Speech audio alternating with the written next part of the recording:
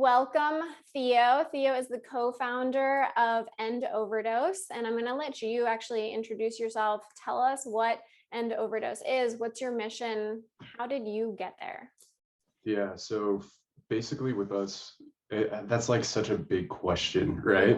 Yeah, And it's just like there's so many layers, but how we got there and what our mission is obviously are connected. But for a real quick overview of what our mission is, real simply put, it's to end opioid overdose death.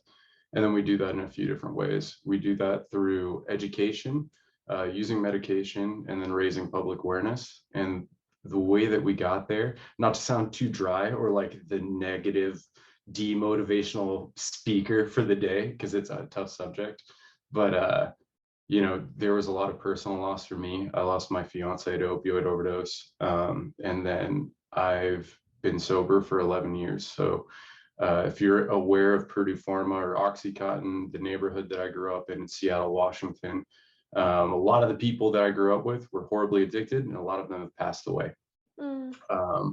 I came to Southern California to get sober, and part of that was me becoming an EMT and a paramedic, and then a firefighter paramedic, and I respond to opioid overdose constantly. And so for me, I know how easy it is to use Nalaxone to save someone's life, and the fact that some people didn't have the availability for that blew my mind, right? There's no reason that you should ever be in a situation where you don't know how to respond to opioid overdose and then lose a loved one because there were too much time passed for a paramedic to get there, when what we do is so simple. And I had experience after experience with that, and I would hear it all the time, especially in the drug treatment communities. It would be like, a kid coming home, his parents didn't know that, maybe he was going to use again. They expected him to be sober forever, and they would relapse, and they wouldn't know what was going on.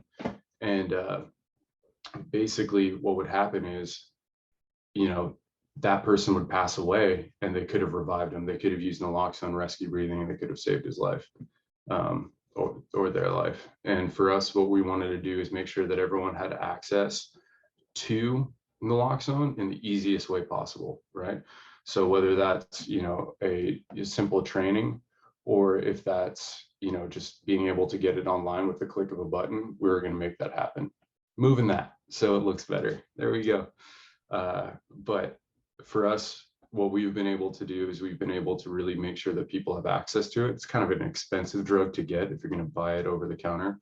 And even more so, there's a lot of stigma, right? Like you may be unwilling for a lot of the resources out there, right? Like you could go to a pharmacy, you could use your insurance, but for a while that was kind of taboo, still is kind of taboo. And some pharmacists don't have it. They don't really know what it is. They don't know how to carry it. And they don't know that they can just give it to you, right? So you walk into a pharmacy and you're like, hey, can I get some Narcan? They're like, what are you talking about, right?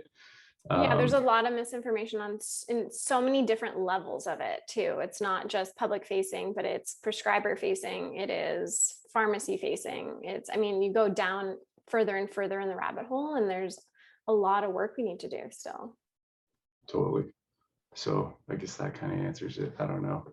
It's a big question. Thank you for telling your personal story, though. I think we're both here because of our personal stories with overdoses and in general. Mental health, I think we can say, is a big part of all of this, which I want to touch on too. We have some people on Instagram Live that mentioned they had loved ones pass away from fentanyl overdoses.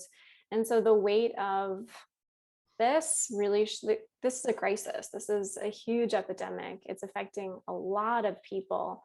If it's not affected you personally, then it likely has affected somebody that you know firsthand.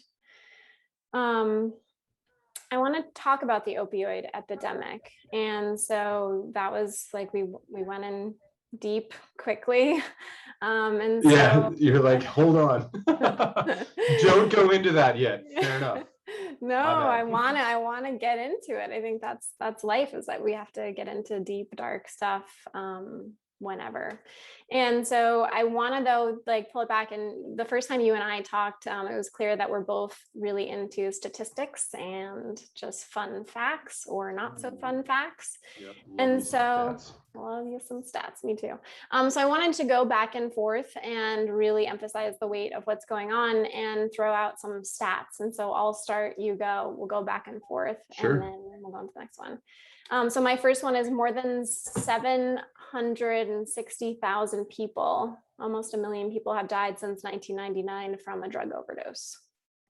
Yeah, so I love stats as well. And I thought for me, one of the things is part of our mission this year is to reach 10% of the using population in Los Angeles, which is about, to give you an example, these are one of the stats. In Los Angeles, there's about 1.5 million young people between the ages of 18 and 35. And from SAPSI's data from 2020 to 2025, 18% of them experiment with opioids. And that's 270,000 people, right? Yeah, that's 20% almost, which is almost 1 in 5, right? Yeah, so 270,000 people, and what we're trying to do is we're trying to reach 10% of them, which is 27,000. And basically that means that 1 out of 10 people that use or experiment would have access to fentanyl test strips and opioid reversal agents like naloxone. And why that's really important is because we do surveys on our online training, and out of 2,000 people that we took a survey from, 100% of them know someone that uses, and they know between 1 and 3 people that uses. So that one person is going to be able to help so many people. So that's our personal stat from that. 100% know somebody that uses. 100%. 100. Yeah, it's that's. I have to let that one sink in. You cheated. You sent out a bunch of stats, but you're allowed to do that. I know. I got a ton. 2 out of 3 drug overdose deaths in 2018 involved an opioid. So 2 out of 3, a lot. Yeah, and that's what naloxone is targeting, and your test strips are looking for too. Yeah, so LA County SAPSI released their 2021 stats, 2020 stats in this from that 2021 year. And they had a 136% increase in fentanyl overdose in LA County in 2020. 136% increase. Mine goes on that too. In 2020, in the United States in general, age-adjusted rate for drug overdose deaths in the US was 31% higher in 2020 compared to 2019. So we're talking about possibly the effect of the pandemic and mental health in that. Yeah, which is pretty crazy. I mean, there are some contributor factors to that, but what's pretty scary for us in LA County is in LA County, opioid overdose death rose 46.8%, so higher than the national average. Yeah, that's significant. And I mean, I read in Venice, we had 3 deaths in the last, I think it was within the last year. I remember that was on the news. I know that there was way more, but there was some that made like national news with that too.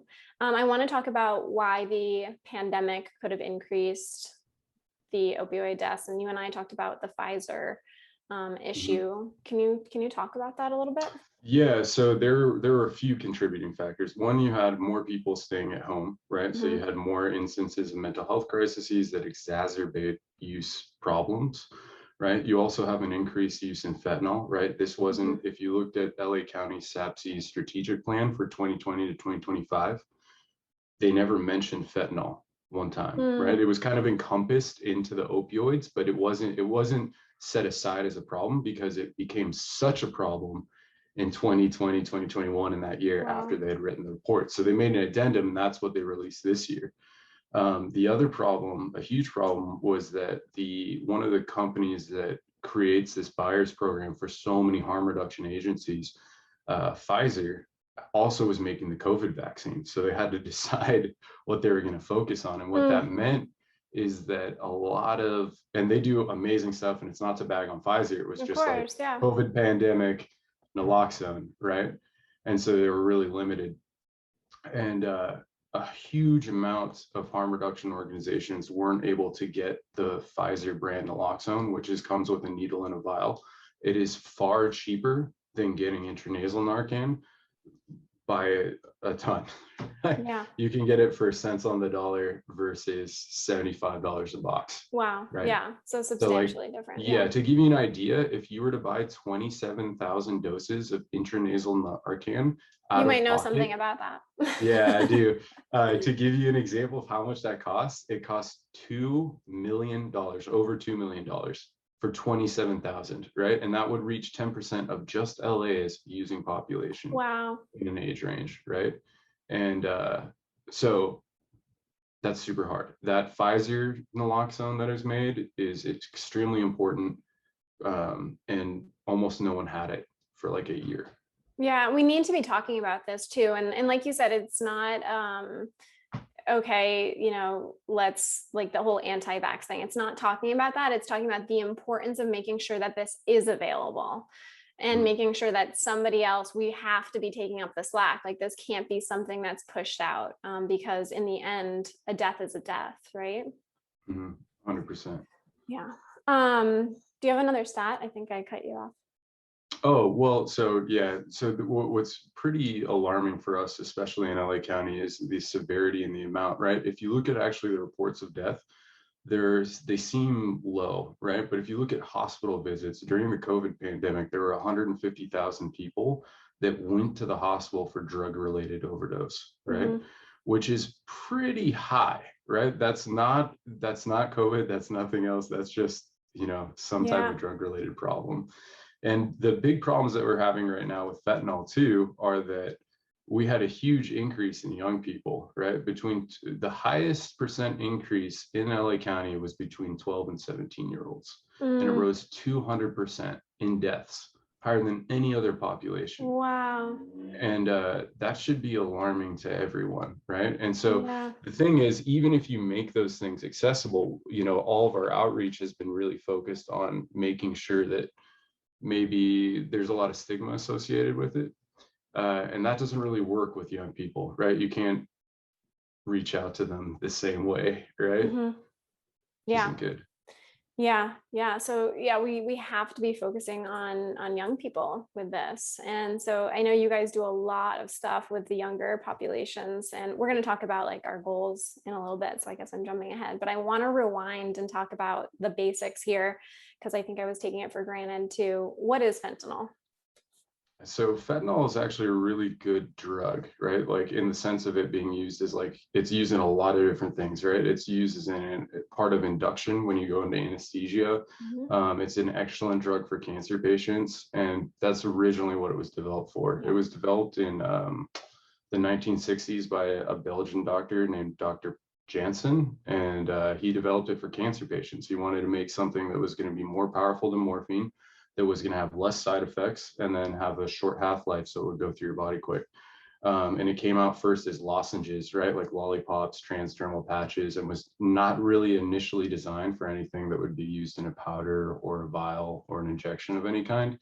And that's where you have so many issues with its potency, right? Yeah. So it's a synthetic opioid. A huge problem that we see now is that it's infecting all of the drug supply because of how powerful it is and what comes from it, right? So you can have, basically where it's, and I don't know if you wanted to touch on this, of where it's being created and manufactured, right? A huge portion of all the illegal fentanyl that's coming to the United States is being made in super labs in China and then being shipped down into the cartels and then coming up over the border. And it's being put into everything. Fake Xanax pills, any press pill that you buy in the United States right now probably has fentanyl in it. It's a lot cheaper to make fentanyl than it is to actually create a benzodiazepine and make fake Xanax. They can just press a kind of a pill that looks like a Xanax and then go ahead and ship it out. And the huge problem with that is fentanyl does this thing, it kind of cakes when you pack it, right? So there's not an even way to distribute this powder. And so as a result of that, what happens is it's not like it just distributes evenly. So you may have like a higher percentage of fentanyl in a certain amount that you're using. Where that could be a huge problem is if you thought you were doing one drug when it was a different drug, and you took the lethal dosage, which is very small. It's a couple milligrams. It's 2 milligrams is the lethal dose of fentanyl. It will kill Super you. small. Which, Yeah, just to very put tiny. like an effect on that, is about a sesame seed you're looking at. Mhm. Like it's really, really small. The caking thing is really interesting, which makes total sense as to why things can go wrong so quickly. 100%. Yeah. So it's about 80 to 100 times more strong than morphine. And so morphine is used for pain, hospice care, end of life too. And you're looking at 100 times more potent than actual morphine. It's more potent than heroin. So you're looking at like double plus heroin strength too. And I mean, there's also now like stronger than fentanyl. Do you guys talk at all about carfentanil or anything? Yeah, so carfentanil is a pretty serious drug, right? Like initially, like when we started having scares, a lot of people would label carfentanil as like this evil drug that like if you touched it, you would immediately overdose and die with, but it's Mm, actually pretty rare. okay. It's like you can, it for sure can get into stuff. It can happen. Like there's no doubt about that. It's super dangerous, but there is less of an instance in it than you would think. But we have ways to identify and test for it. Carfentanil specifically is an analog of fentanyl. It's just Mhm. a stronger version of it. So we have testing strips that you could identify its presence with. Okay, but it's much more rare than fentanyl, which is super Yes. widespread right now. Every Yeah. press pill that's not coming from, like, if you're getting it from a US pharmacy, we have some security in what is in that pill. But if you're getting it on the street or you don't know where it came from, then you have to assume that it has fentanyl in it, I would say. 100%. Yeah, that's really true. The thing is, like, we have the FDA regulating all of our like drugs, right? So, with that, like, one of the things that's going to come up is that you can rest assured that if you're going to a pharmacy and getting a pill, that's what's in it. There Hmm. are standards. They're going to be Yep. met. The difference with getting something from a drug dealer is like Dan doesn't get FDA approved, right? One of the ways that they make press pills is they take a little bit of fentanyl and then they take something else, right? Basically, they'll take another agent like a filler agent, and one of them is like diphenhydramine, which is in Hmm. Benadryl, right? So you could have like something that's like 90% diphenhydramine and like a little bit of fentanyl, and then they're calling it a Xanax, right? And Yeah. so like yeah, you're like you're in big trouble. Yeah. And I mean, I want to talk about that in terms of what the future looks like, but this is the big issue with not having regulation around recreational drugs, which I think is a huge part of the issue here. Okay, so we went over fentanyl. Let's go over the next thing, which you guys are directly involved with, which is naloxone or Narcan. What is that? Ooh, that's a great question. Really happy that you asked. That's like our kind of our bread and butter for the most part, right? And what part of our first phase and what we're trying to do to end overdose is make sure that everyone has access to that. Mm-hmm. Narcan, naloxone are both the same medicine. They're just Narcan is a brand name. So if you're thinking of it like, cereal, when you go get Cheerios, it's a brand of like oat cereal, right? But when you go to Costco, it's like Kangaroo O's. Not naloxone's the Kangaroo O's, right? It's just the generic I love form. that Yeah, analogy. but it's gonna work the same, right? People are just like, oh, but I want the brand. It's like it's the same cereal. Relax, right? So what it is it's a competitive antagonist, and it's a really cool medication. It's on the World Health Organization's list of essential medicines. And in a complicated sense, it's basically they took a opioid molecule and then they like hollowed it out and turned it into like a hunter-seeker missile. So basically what this thing is it has a higher affinity for the receptor site that the opioid cell has locked onto and is causing an overdose. And it basically goes to that receptor site and socks it in the face and knocks it off, right? Really simply put, Narcan and naloxone are opioid antidotes. And the way that they work is they just go to the receptor site and push that opioid molecule off and reverse it. And it's an amazing drug. It doesn't erase the opioid molecule, but it protects your brain for long enough for you to start breathing again, recover, open your eyes, and do survive, right? Which we love. Yes, we do love survival. And I love your analogy with it. My doctor brain would be so much drier with the description. So I'm glad I let Yeah. you do that. Socks it. I'm going to use that one for sure. Yeah. But yeah, it's blocking it. And I think you made a really important point in that it's not getting rid of the opioid. And that there's an important reason that I'm pointing that out is that there's a time window that we have to be really careful of here, right? And so I want to talk about, well, first, I always speed up, but I want to talk about the worry that some people have that they'll get high off of naloxone. Possible, not possible?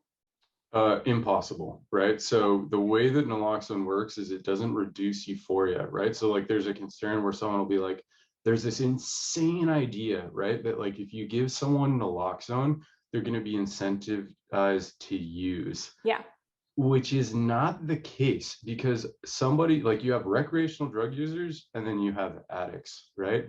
And if you're a drug addict, you're going to use no matter what. It doesn't matter if naloxone's there or not. If you're a recreational user, you're probably going to use anyway too.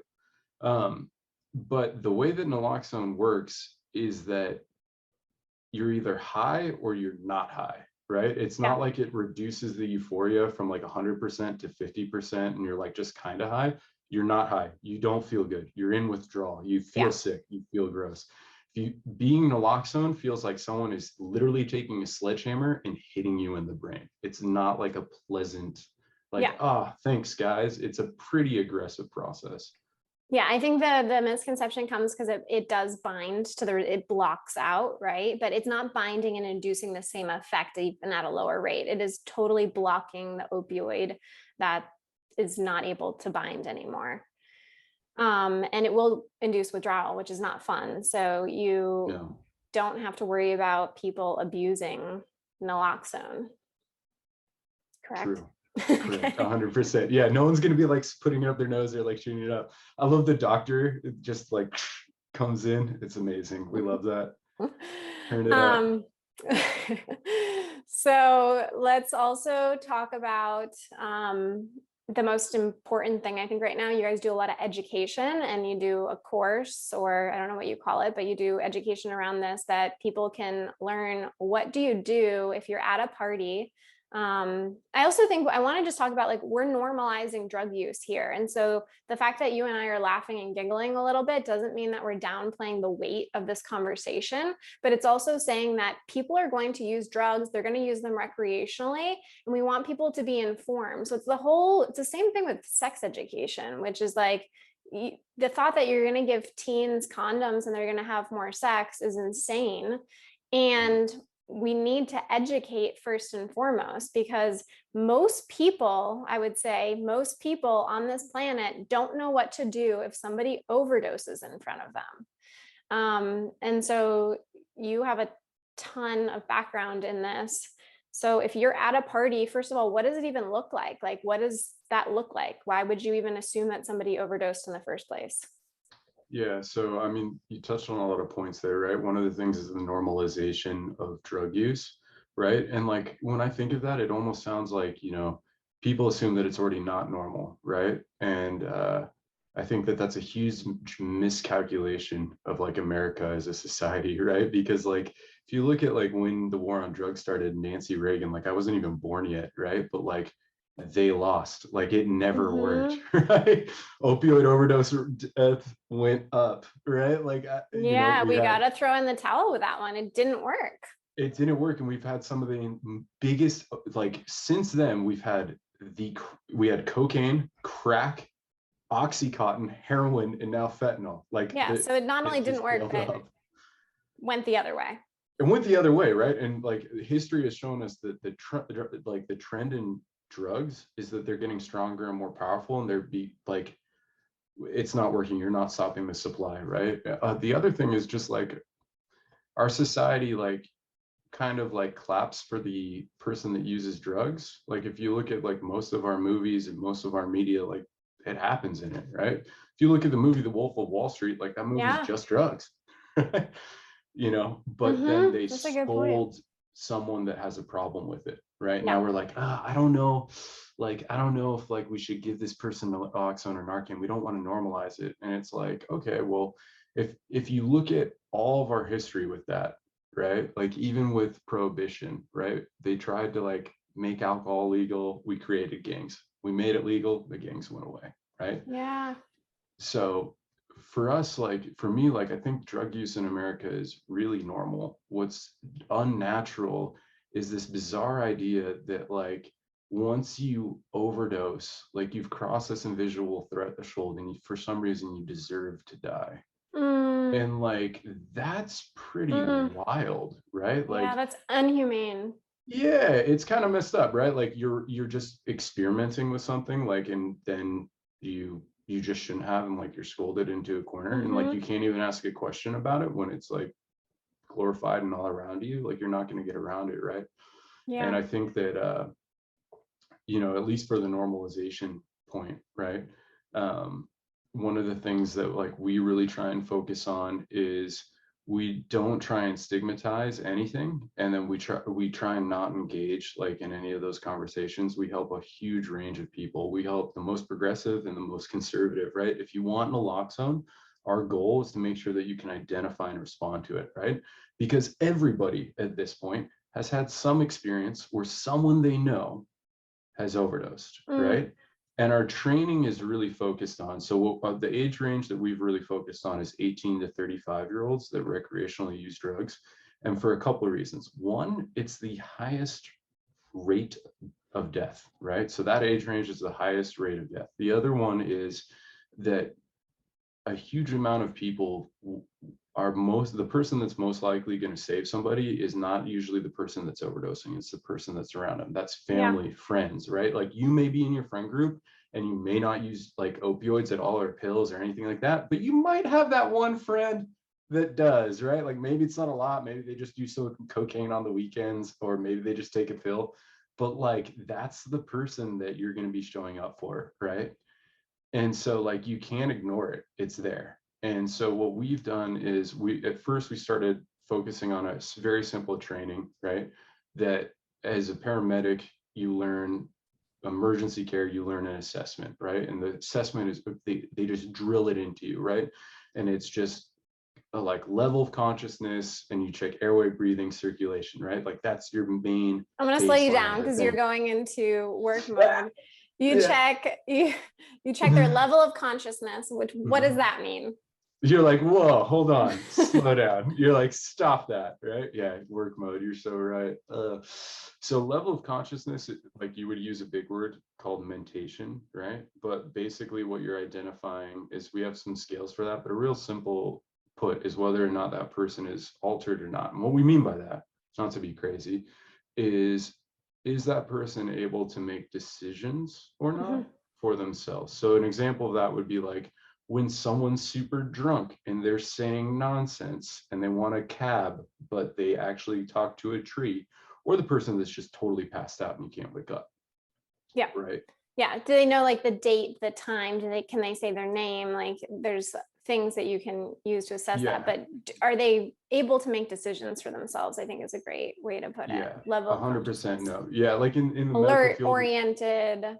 Yeah. 100%. We have like all these things. What we teach really is like for an opioid overdose, there are three key identifying factors. One of them is pinpoint pupils, the other one is respiratory distress, and the third one is unconscious, unresponsive, right? Okay. And if We got rest we assured, gotta slow you down. There's so many factors. Pinpoint pupils. Mhm. What does that mean? So pinpoint pupils would be like your pupils in your eyeball, right? So Yeah. if you like look at your eyes, if you were to shine a light in them, there would be like a needle, right? It's one of Very, the very, very distinct small. factors. Very, very, very small, right? Yeah. And yeah, the What was other your one would second one? respiratory depression, which is a big way of saying that they're not breathing well, right? Hmm. They're not breathing at the correct rate. And it has some visual signs to it. When someone's not breathing well, it may sound like a gasp for air, right? They may like sound like that, sounds really scary. They may have a color change in their skin, right? So like if someone's not getting enough oxygen, their lips might turn blue. or the mucous membranes in their eye or underneath their nail beds may turn blue as well, or their skin may be real pale. The other thing that can happen is their veins can become very engorged. So it almost looks like their face is turning purple and there's like ropes or snakes, which is their veins are just like struggling. It looks pretty terrifying, right? Especially if Yeah, your body's searching for oxygen. yeah, so it's all bad. And then unconscious and unresponsive, like when we say that, that's like not just your average sleeper, right? That's like you're trying to wake somebody up and they're not getting up, right? That's like the person that like you're not just like tapping or being like, hey, can you get up? Like you're like shouting at their face, you're like, Jackie, like, and they're like nothing.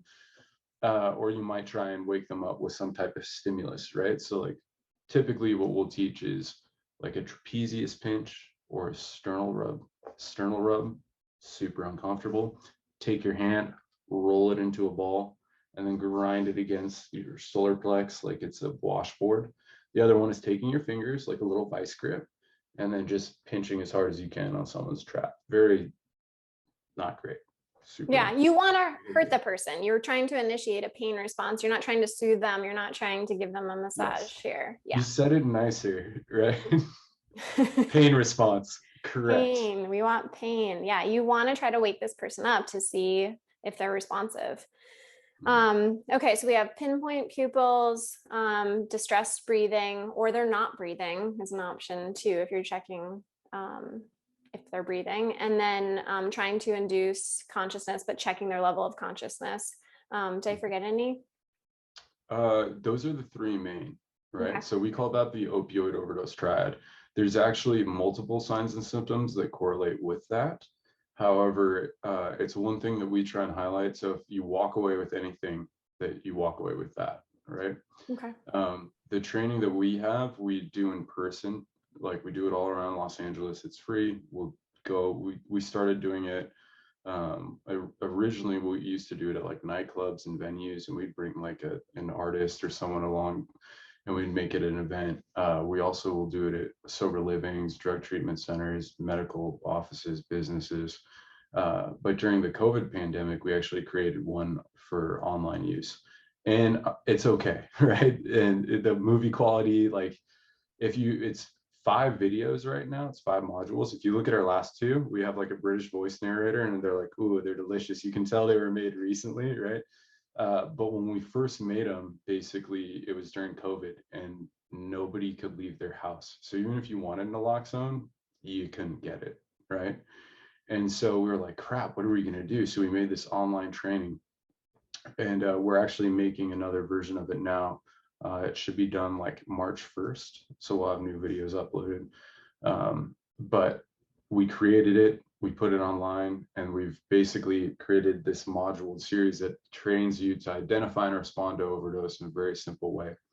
And then we reinforce that by sending you a naloxone kit and then giving you all these materials that we're talking about for you to review yourself, right?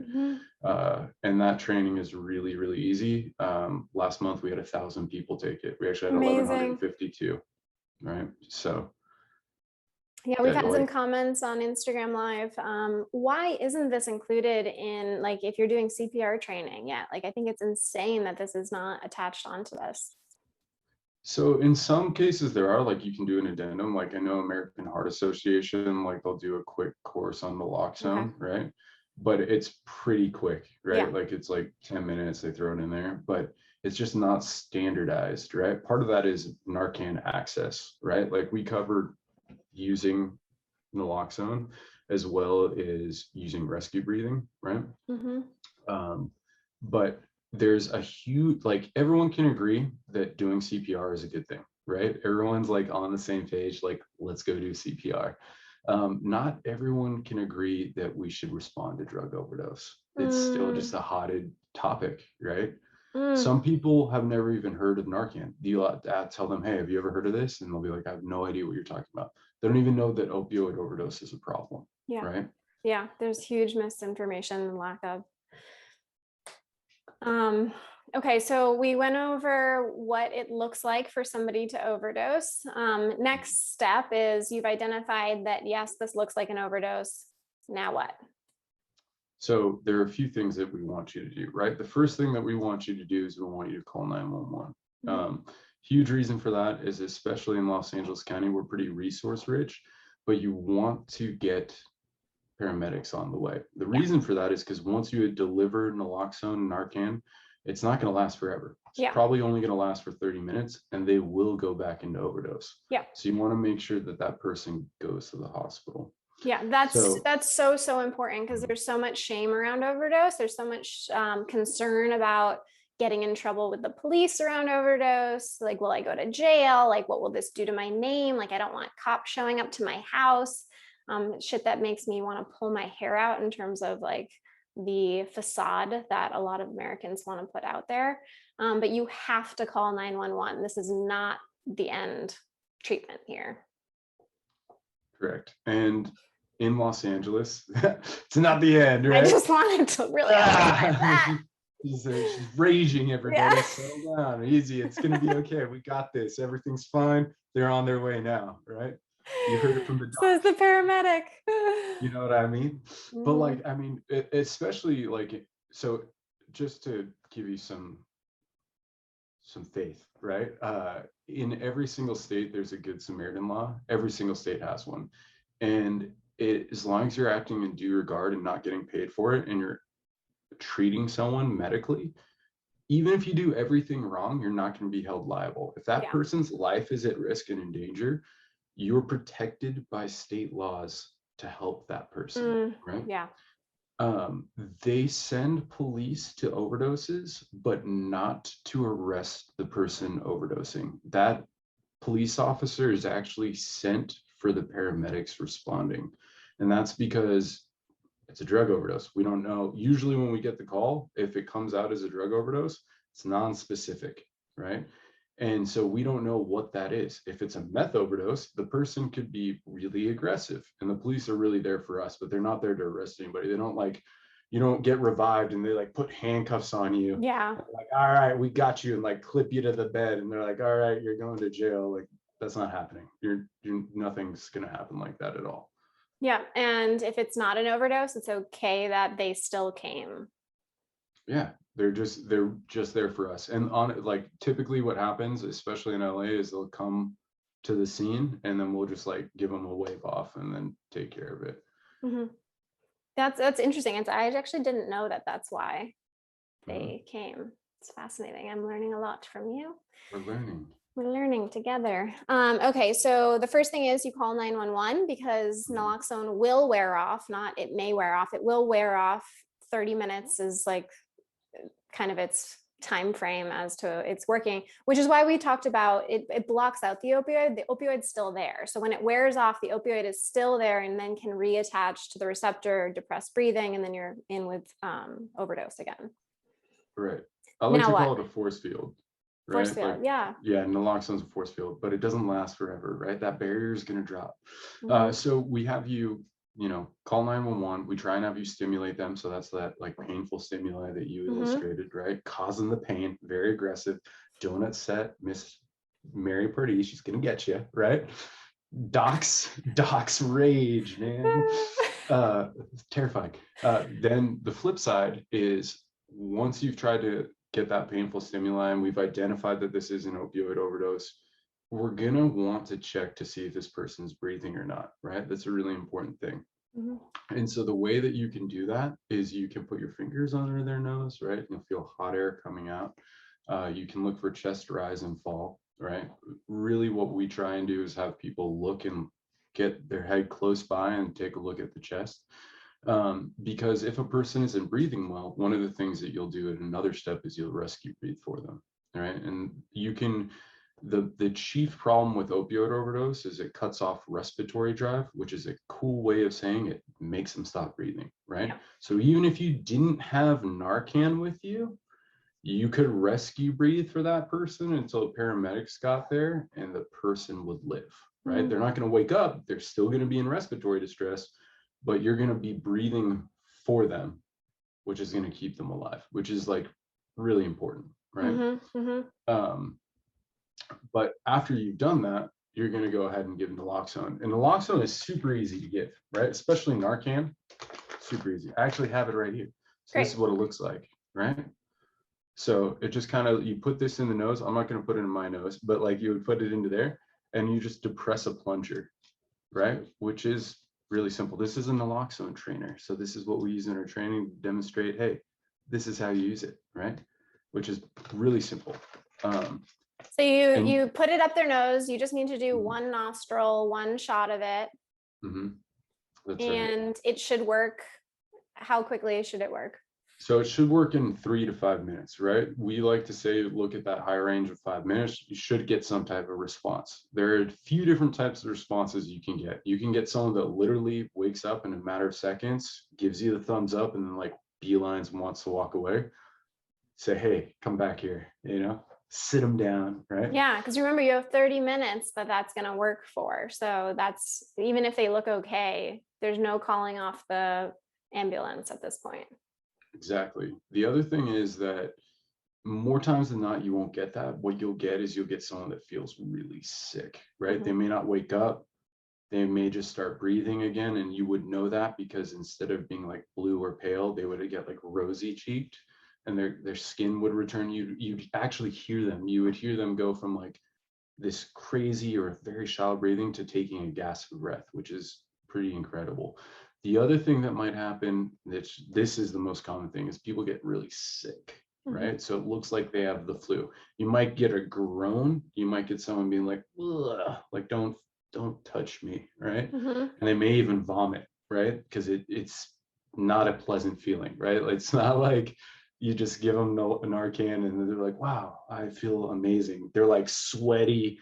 You feel sick. You feel like someone just hit you in the head. Like it's not like a free pass. Yeah, know? they almost died. So we Yeah. can't expect, that they're going to be skipping around. But they're not dead. So But they're welcome. not dead. Yes. Okay. And so the other reason we need to call 911 is because it may not be an opioid overdose. Does naloxone work if you took too many benzos, like you overdosed on Xanax? So naloxone only works on opioids. It doesn't work on any other drug. Yeah. So if somebody had taken something else, anything that caused central nervous system depression, which is shutting off the brain and those functions, it won't work. So if a person took benzos, they drank a bunch of alcohol, it's not going to reverse that. Yeah. And the way you would know that is because you would give enough Narcan that it had no effect. Yeah. Okay. That's a good point. So you're looking for like 2 to 3, you said 5 minutes for Narcan to start working. If at that minute mark, at 3 to 5 minutes, you don't see any improvement, next step is cops they're already on the way. The ambulance is already coming. Yeah. So you give them a second dose. Yeah. Like we always have 2 doses that we give. Once you administer one, you don't see an improvement or a change, we give the second one, right? Some people ask us, why don't you give both at the same time? And because the part of that is just based off of how doses are prescribed, right? It's not a, when you put someone and take them out of overdose using this medication, it's not the most pleasant of experience. And although you could administer both of them at the same time, it would be like getting hit with a ball peen hammer versus getting hit with a sledgehammer, right? So if you don't have to give the second dose, you don't give it, right? But if you're one of those people in like 5 minutes, feels like a long time. I'm a paramedic. I've responded to hundreds of overdoses. 5 minutes is fine, right? Like I'm very used to it. But especially if it's your friend, family, or loved one, I guess what I'm trying to say is don't be discouraged to use the second one, right? Could be like, don't think you're going to hurt them if you do it too soon, right? Yeah, absolutely. Like that's what it's there for. And sometimes you need a second dose, and that is the saving dose right there. This is really good. We're doing a good job right now. How does somebody get naloxone? Narcan. I'm glad you asked, right? So there are different ways that you can get it. I'm glad you asked, doctor. Thank you, right? So there are different ways that you can get it, right? One of them is through your insurance at a local pharmacy. However, we did a blind study on this, which involved a bunch of end overdose I was gonna staff do members. it. Damn it, I'm gonna still Yeah, do and it. you go to your local pharmacy. They're supposed to be at every, I'm actually not going to name the name of these stores, but your local pharmacy, and you ask them if they have Narcan. In California, there should be a standing order for Narcan, should be able to walk into a pharmacy. A pharmacist should be able to give you a training. Training should take about 15 minutes on how to identify and respond to overdose. And you should be able to get it with your insurance or over the counter. Over the counter, it costs $136 out of pocket, which is pretty expensive. And with insurance, it could have a copay that could actually work against you and increase your rate and premium Oh, because it's terrible. yeah, because of the nature of it, right? They're going to assume that you have like some type of use Yeah. habit or disorder. And so some insurance companies are working against that. They're not, there's stipulations against it, but it is an issue, right? And what we found is a lot of pharmacies don't have it in stock. They don't know what you're talking about, and the pharmacist isn't trained on it.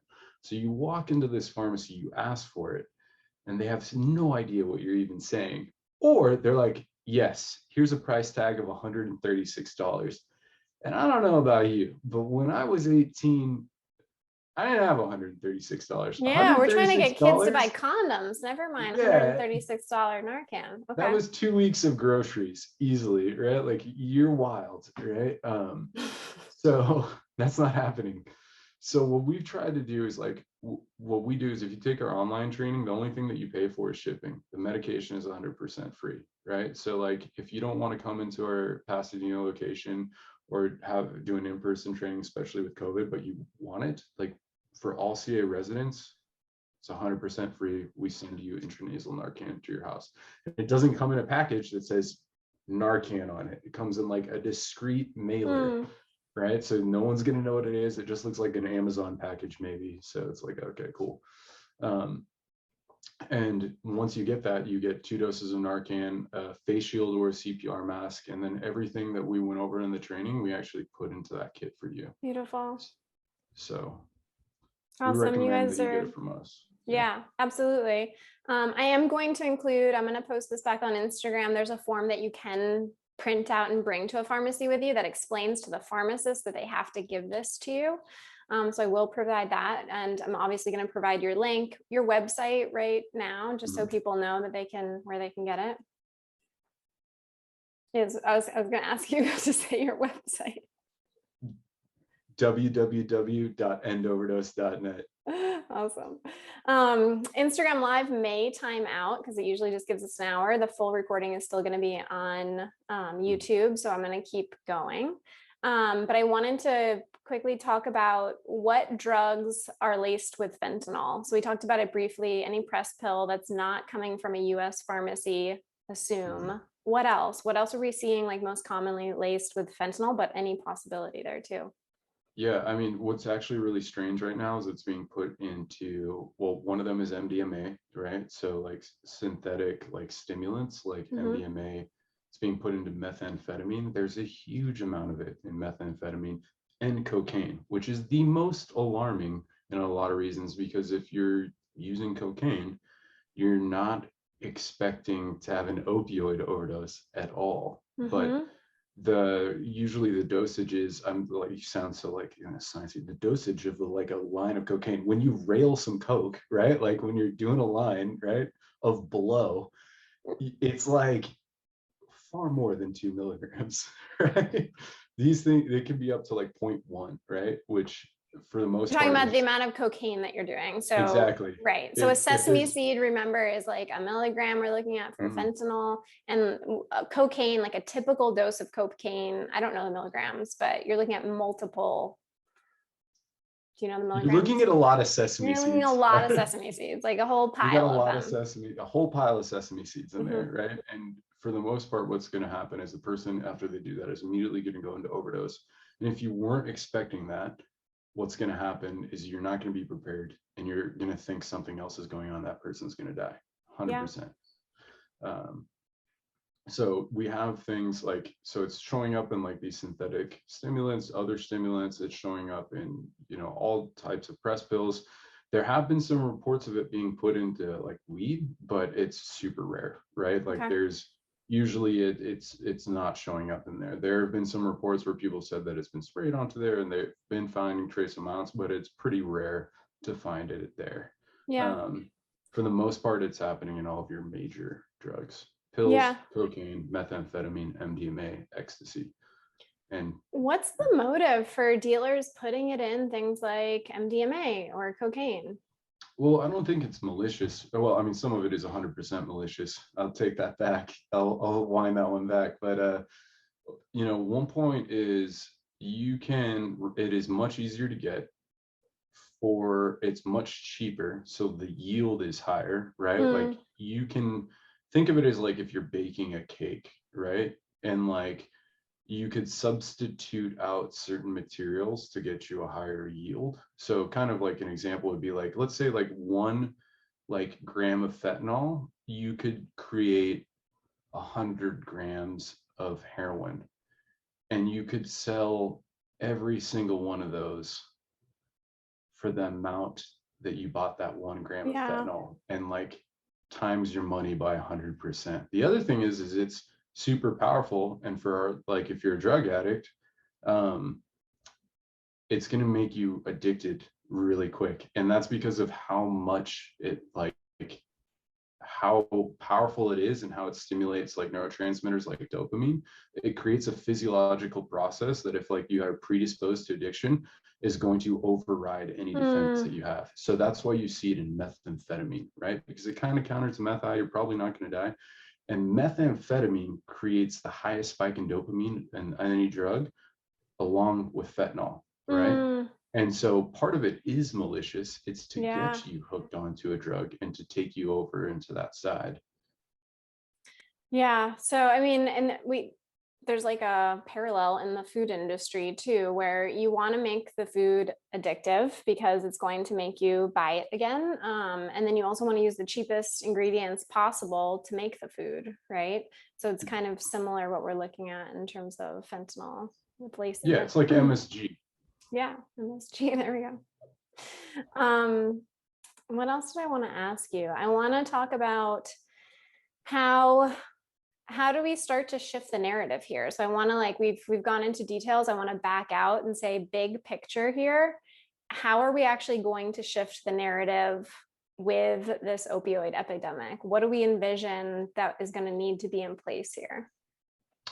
I mean, you're you're hitting on something that a lot of people are doing a lot of good work in, right? There's some people that are doing some work specifically around stigma, trying to make, certain laws pass. One of the laws that's passed in Southern California that's going to affect in the next few years is that in California, they passed a law that's going to make all drug treatment centers required to carry Narcan. They weren't Mm, before, right?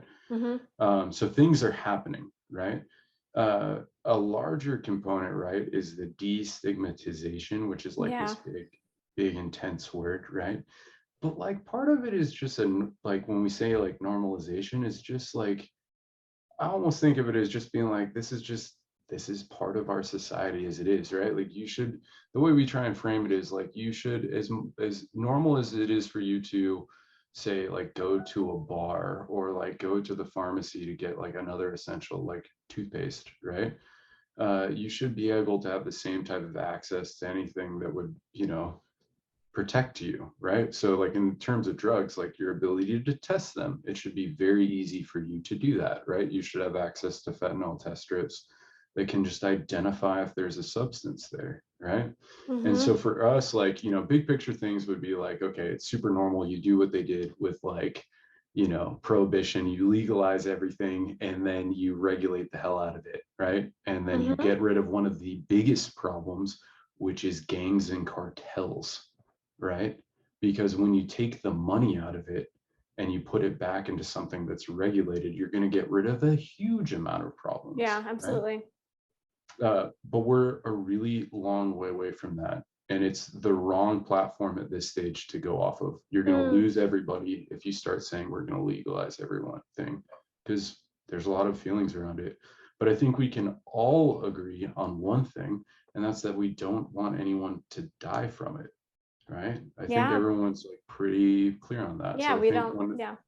So that's kind of like what we're focusing on, is like, why don't we just agree on that point and make sure that everyone has access to things that would keep them from dying? So the ability to acknowledge whether or not there's this super dangerous substance in what they're using, and that the people around them and then themselves have this antidote that will save their lives. Seems like a good place to start. It seems like a really good place to start. And thank you guys for heading the way in that. Let's talk about, oh, I wanted to add a couple of things there too. And this is like the big picture question that you and I talked about too. I agree with you that you guys are starting in the right place. I still think we should be pushing for legalization. So I still think like that discussion still has to happen. Oregon has brought it up already, and so I think that it's not too soon. I do think that we need to do more of what you're doing. So it's not to take the attention away from that, because I think it's first line. Like, we should do what you're doing first in terms of, let's make sure people aren't dying, because we have the tools to actually help them. And more education around Narcan, Naloxone, of course. The other big one in terms of my big picture view is mental health. And so I really think that we should be viewing therapy the same way as we view dentist appointments, and the same way we view your primary care doctor.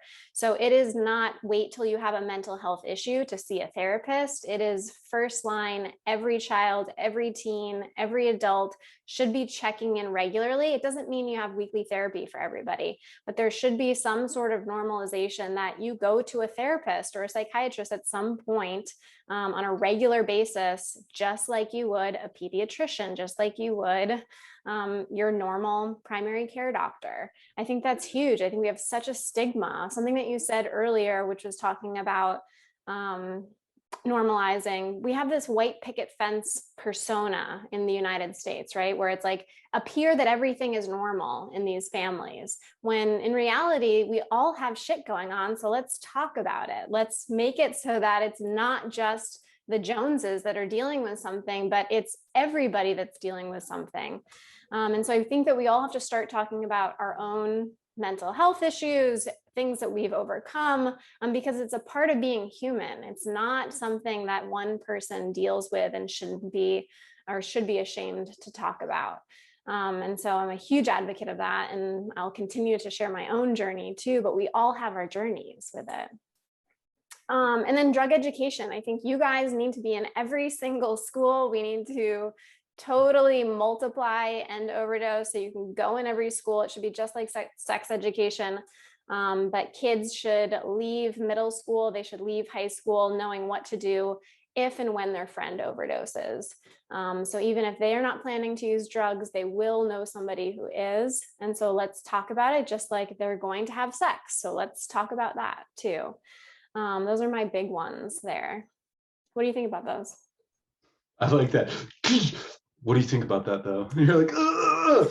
Yeah, what? Don't disagree with me. Like, okay, Yeah. okay, doctor.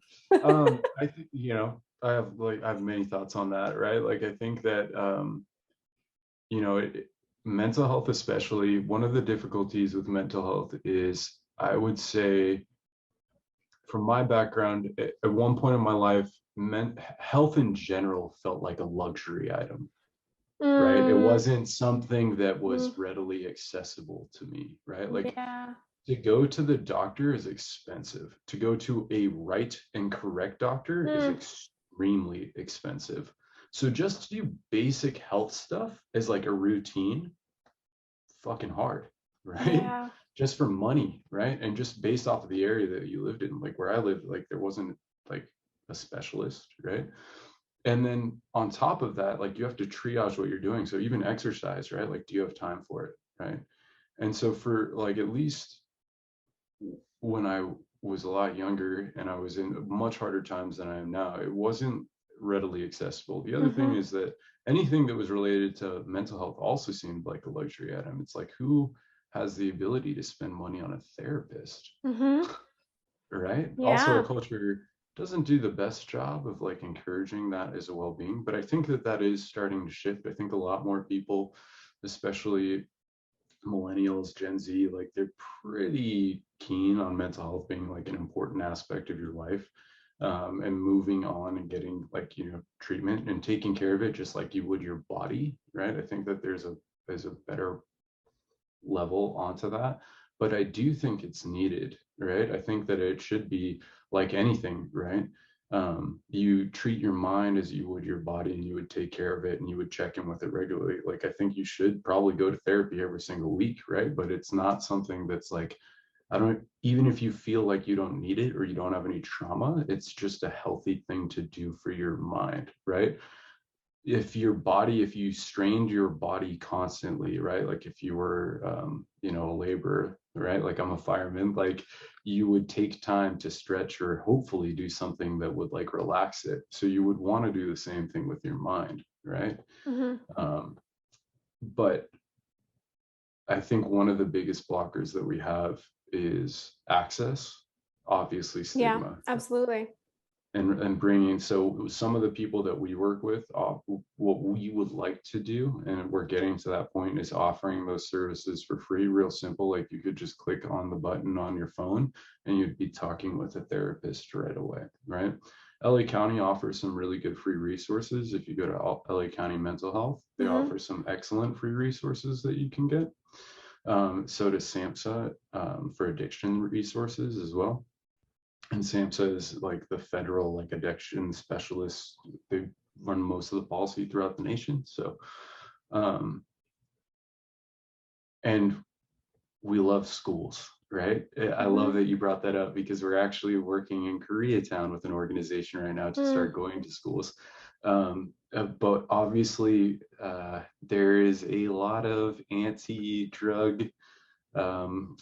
A lot of people are afraid that if you even bring up the notion of responding to an overdose, that now somebody now knows about drugs. So like now they're going to go you're do opening them. up the gateway or something like that. That I had the idea. Yeah. And like 14-year-olds in LA, like in the inner city, are pretty wise to that, right? Like there are people overdosing literally on the sidewalk in front of schools. So it's nothing that's far away from them. Yeah, or they've watched a movie, right? Like they've seen it already. And I think it's pretty much disproven the idea of making somebody aware of something does not mean that they are going to be more likely to actually abuse something, right? Right. You mentioned a bunch of great resources, and I think the most important thing that you talked about is access, and I'll definitely do a privilege check there too. It's not something that like came off right when I started talking about that, and I think it's so important for us to consider that we have to be working at how do we get these things more accessible to everybody. You guys are doing that with Narcan, but how do we do that with mental health resources too? Just because they're available and they're free doesn't mean somebody can get in right away either, because there's such a demand, and most of them are overbooked. So what do we do now? And that's a question that we have to start answering. Other resources that we have: Alcoholics Anonymous, Narcotics Anonymous, Al-Anon, I think is a really important one if you've had a family member who's had issues with addiction, to find support for yourself there. I also am going to list the National Suicide Prevention Line, because I think it's really important to know what number you can call or send to a friend to call. 800-273-8255, and I'll post that as well. And we don't have a ton of time to talk about it because we've gone in detail, but there's a lot of people that follow me that are interested in psychedelics because it's a personal interest of mine. And there's been a good amount of anecdotal, and now they're starting to research as well, ibogaine, which is a psychoactive alkaloid that you find in a West African shrub. It's not simple. So it's not simple to access. It's not simple to find a reputable source for it. There's so much in the discussion around ibogaine that we cannot do it on this call. I am going to list a website because I know people are going to ask me about it, but it's so important if you're interested in ibogaine, which has been looked at for opioid addiction, but it's not as simple as you have an addiction and you go do ibogaine. There's a titration protocol. You have to switch off. You have to work with a practitioner that knows their shit because it can be dangerous. So I'll put a little link just for educational resources for that too. I want to make sure before we leave that we talk about these. So these are Ooh, the fentanyl test strips that you guys yes. ship out. They're Hmm. super cheap. I bought a whole bunch and distributed them to every single friend that I have. Thank you. Yeah, of course. I'm going to be buying more too. But this is what comes in them. So this is one test strip here. And what's like the protocol? Like, how would I actually use this to test any drugs that I am concerned about? Yeah, so we actually have them right here. So we actually send them to you in a 5-pack or in a box of 50 now. So if you want to get like 50 at a time, we do that as well. And they're all individually packed. But they're actually really simple to use. In each one of these packages, we also include like a little QR code that'll take you to a 2-minute video on how to use them. But fentanyl test strip, basically, for the most part, all you do is you open up the package, and then what you're going to find inside of it is you're going to find a little nitrate package that you throw away. Don't use that. Right. And then the other thing that you're going to find is like this little test strip. Right now, if you look at the test strip, right on there, you'll see this little blue thing. Look at that little blue guy right on there. Right here you go, Instagram. There's the blue thing. Right. But that's what you're going to submerge into water. All right. And now there are some things to keep in mind. One of those is, what water sources I'm going to use, right? You can use any type of water. Obviously, a lot of these tests were done with like sterile water. And then how much water am I supposed to use, right? So one of the things that you can do is you can actually use the bag, right? So like if you were using a pill or something like that, you could take this bag, you could cut the bag in half, right? And then you could put water in it, right? And you could take a little piece of the powder that you wanted to test, and you could put it into that water, agitate it, which means stir it up, right? And then take your test strip, just so this little blue edge, right, the little blue part, is submerged into the water, right? And then you're just going to leave it in there for about 10 seconds. That thing is going to fill up. I'm switching back and forth, right? And then what's going to happen is you're going to have lines appear in this white bar right onto the top, right? Mhm. And 2 lines is going to tell you that there's no fentanyl present, which we absolutely love. 1 line means that there is fentanyl present, right? So you could have 2 lines and 1 line could be really, really faint. If there's any type of line there, it's negative. You're fine, right? The other thing to notice with this is it doesn't test for every analog. So it tests for about like 10 to 13, right? So you always want to have naloxone present. You always want to be prepared. The other thing to pay attention to is that if you're testing something like ecstasy or MDMA, you want to use typically 10 milligrams of whatever powder you're testing, and then like 5 tablespoons of water. So basically like a 1-to-5 ratio of water. Some people may be like, what are these numbers?